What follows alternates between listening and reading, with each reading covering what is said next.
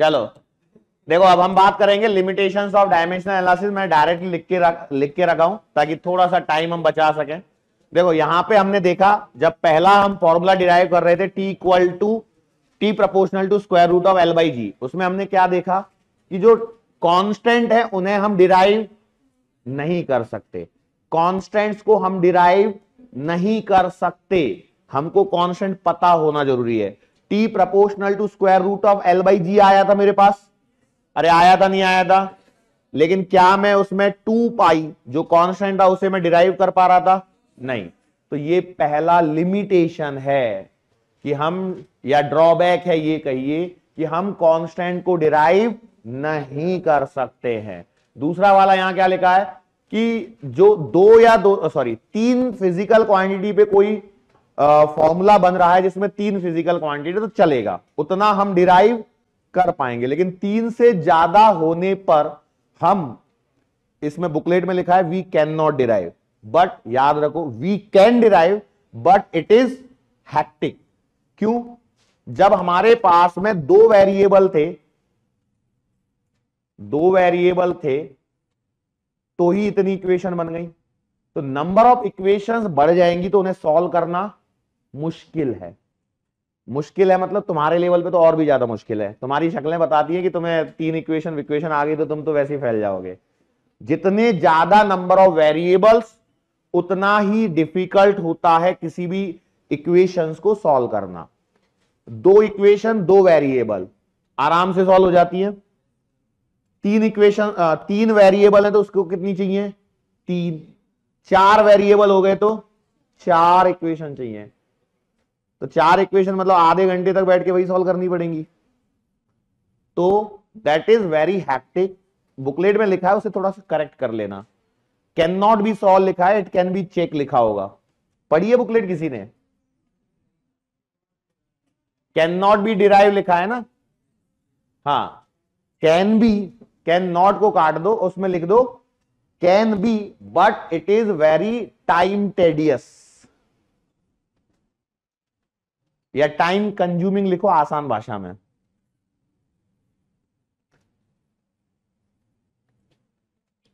ठीक है?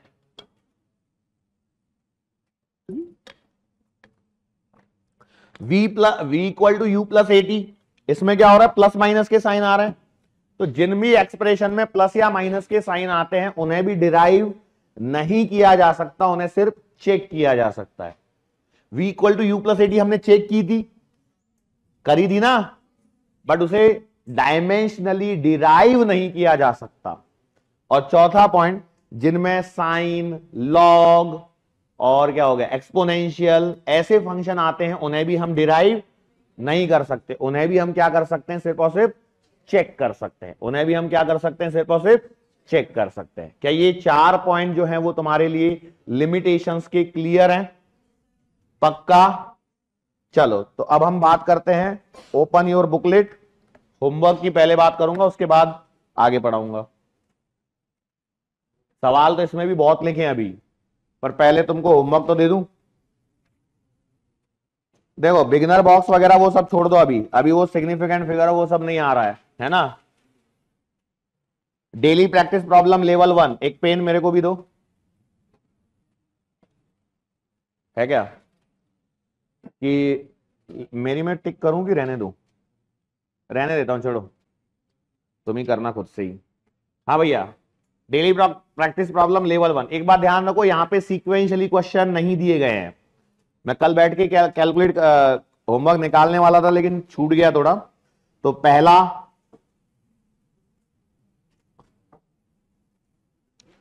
फिफ्थ, पांचवा,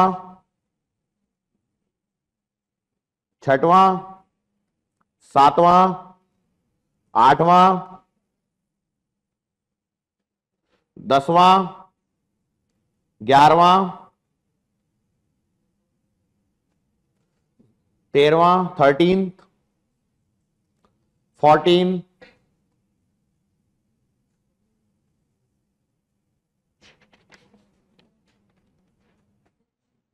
18,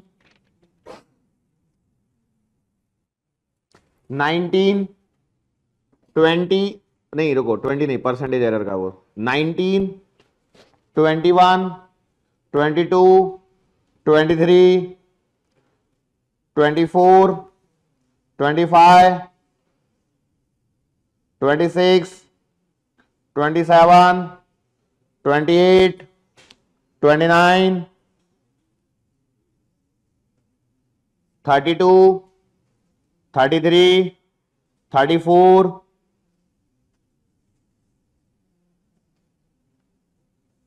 39, 40। Daily practice problem level 1। आगे आ जाओ, daily practice problem level 2। First, second, third, fourth,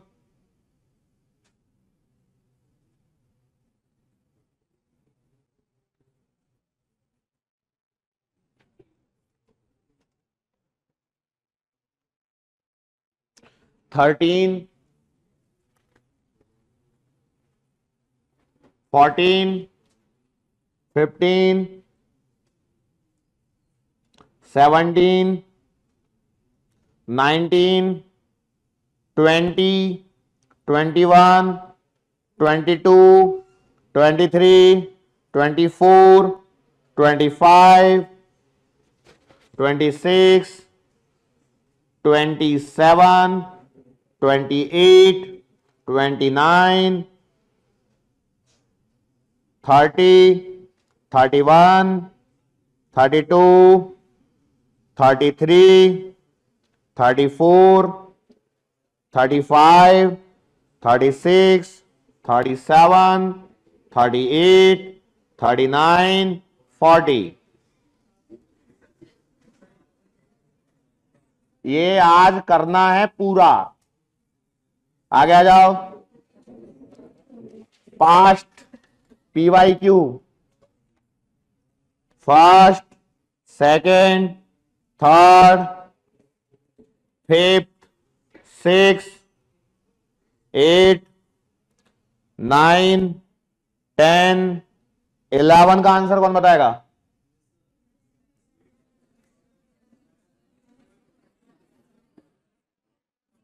units तो है, no dimension. Option number D. 12,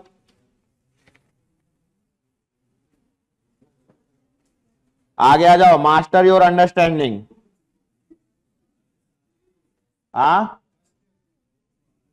अच्छा तुम समझदार हो तो first, second, third, fourth, fifth, six, 7, 8, 9, 10, 11, 12। क्या 13 कैसे हो जाएगा भाई? अभी 14, 15, सॉरी 16, ये क्या गया? 17, सॉरी 17 नहीं, ये प्लस माइनस वाला है ना। 18, 20, 21, 22,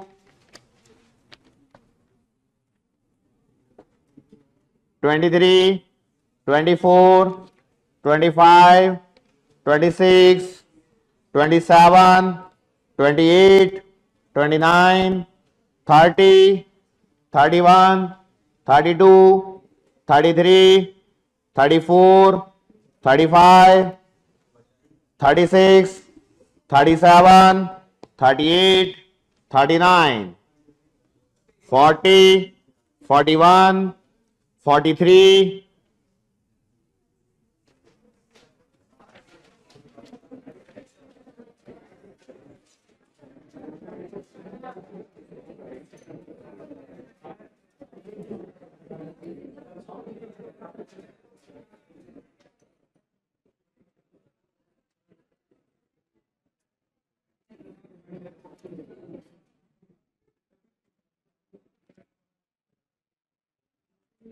ठीक है।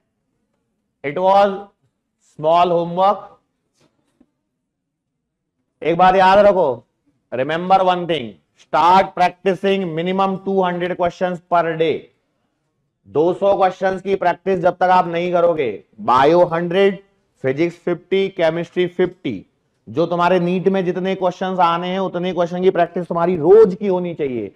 यदि तुम्हारी नहीं कर रहे हो तुम लोग प्रैक्टिस, तुम अपने पैर पे कुल्हाड़ी नहीं मार रहे हो, रखी हुई कुल्हाड़ी पे जाके कूद रहे हो।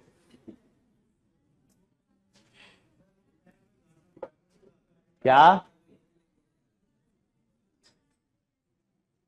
टाइम टेबल कैसे मैनेज करें? अरे मेरे को एक तो सवाल करा लो, तुमसे आधे सवाल नहीं होंगे फिर उसमें के। मैंने एक भी सवाल नहीं कराया अभी तक डायमेंशन पे, एक भी नहीं। अब तुम्हें लग रहा है मैंने डायमेंशन पे सवाल कराए कुछ? किस किस को लग रहा है कि मैंने डायमेंशन पे सवाल करा दिए हैं?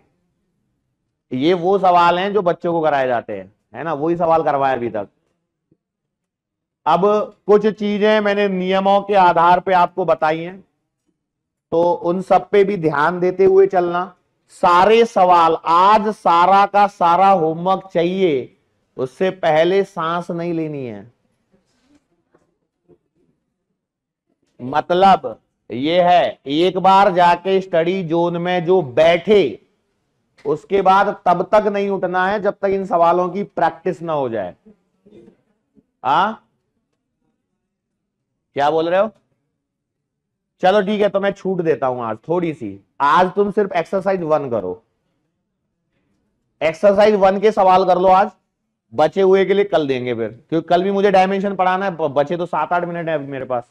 7-8 मिनट में एक सवाल है क्या मेरे पास कोई? इसको बाद में करेंगे। अरे एक आध तो सवाल हो कोई, इसको भी मैं बाद में कराऊंगा, क्योंकि पहले बेसिक सवाल तो करा दो एक। If where x is the distance of the body of kilometer, आधा सवाल इसका भी गायब हो गया। ये तुम्हारा देखा हुआ सवाल है। हाँ चलो, एक बेसिक सवाल तो कम से कम करो यार। चलो E और G हैं तुम्हारे पास में, तो E इंटू जी और E बाई जी के डायमेंशन निकालो। करो। E क्या है? एनर्जी है, और G क्या है? ग्रेविटेशनल कांस्टेंट है। तो E इंटू जी और E बाई जी के डायमेंशंस निकालो। मेरे को कौन से याद है? देखो इस गलत फहमी में मत रिया करो कि मैं क्वेश्चंस के आंसर रट रटा के आऊंगा। जो कुछ भी है तुम्हारे सामने ही करता हूं। अब तुम अभी बोलो, जैसे मान लो अभी फॉर एन इंस्टेंट कि हम कल से सर न्यूक्लियर चैप्टर चालू करना है, तो हम वो भी कर सकते हैं, कोई फर्क नहीं पड़ता मुझे कहां से क्या स्टार्ट करना है। देखते हैं। देखो पहले इंडिविजुअल निकालेंगे, तो ई के क्या आएंगे बेटा? m1 l2 t minus 2। Energy भैया देखो, एनर्जी फोर्स याद होना चाहिए हमेशा। बाकी मैं समझ सकता हूं, जैसे मान लो जी है तो F बराबर जी है m1 m2 upon are square है, तो जी के आपने बोला F are square upon m1 m2। मान लो जी के याद नहीं है तो मैं तुरंत निकालते आने चाहिए। F m1 l1 t minus 2 r square l2 और m1 m2 m स्क्वायर बराबर कितना बच गया? m minus 1 l3 t minus 2। अब यहां पर एक और शानदार सवाल बनता है, मैं आपको बताऊं। 4 ऑप्शन दे देता है, उसमें बोलता है which one of the following has negative dimensions of mass, है ना, या which one of the following has negative dimensions of time, ये भी है। उसमें बहुत सारे हो सकते हैं। अब वो कोई ऐसा ऑप्शन बनाएगा जिसमें पॉजिटिव निकालना हो, या लेंथ के पॉजिटिव हैं। एक सवाल आपने कल भी किया था जिसमें डायमेंशंस सेम चाहिए थे, याद आ रहा है? हाँ, तो भैया इसके डायमेंशन जी के कितने आ गए? m minus 1 l3 t minus. अब आपको क्या चाहिए बेटा? पहला सवाल है Eg, तो क्या आएगा? m1 l2 t माइनस 2, जी आएगा m माइनस 1 l3 और t माइनस, सही है। पावर पावर्स क्या होगा? m0 l5 t-4 सही है। दूसरा सवाल E/G, तो मैंने लिखा M1L2T-2 M-1L3T-2। बोलो -1 ऊपर जाएगा तो M2 L-1 T सही है, कर सकते हैं पक्का। एक सवाल तो करवा दिया कम से कम, इस बात की खुशी है। E+G कैसे होगा जब डायमेंशंस अलग अलग हैं, तो हम जोड़ ही नहीं सकते। एक सेकंड रुको, ये तुमने कर लिए तो नॉट द अबव होगा, नॉट पॉसिबल होगा। एक सेकंड रुको, ये वाले सवाल आपने किए तो कहां गया, इसको बाद में करेंगे, रुको। ये भी एक सवाल लिखा था मैंने यार,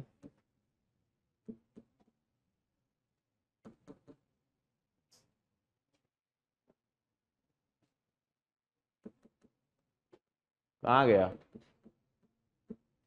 सवाल ही नहीं मिल रहा। मतलब मैंने लिखा था, वो एक सवाल बनाया था, विच ऑफ द फॉलोइंग, चलो ठीक है, बुकलेट में है ना अपने पास सवाल, अभी देखा था मैंने बुकलेट में। हाँ, क्वेश्चन नंबर खोलो, ओपन करो 10,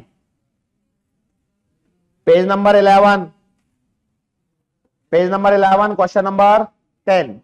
मुझे लगा मैंने सवाल लिया है, नहीं लिया। सवाल रीड करो। कहां से है?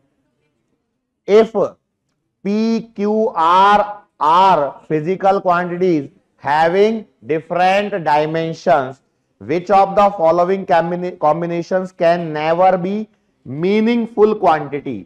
अब ध्यान, ऑप्शन लिख देता हूं मैं। P-Q/R पहला ऑप्शन है, दूसरा PQ-R, तीसरा है PQ/R, और चौथा है P×R-Q² ठीक है। सवाल क्या है, समझ में आया कि कौन, which of the following combinations can never be meaningful, यदि सबके डायमेंशंस क्या हैं, अलग अलग हैं, मतलब P के dimension not equal to Q के dimension, not equal to R के डायमेंशंस, बराबर। तो अब यहां ध्यान दो, यहां लिखा P-Q, क्या ये ऑपरेशन पॉसिबल है? तो ये हो ही नहीं सकता,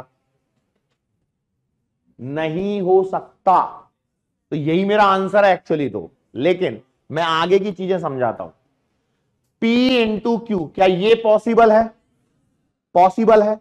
अब क्या ऐसा हो सकता है कि भैया P×Q करने पर मेरे R के बराबर डायमेंशन आ जाए?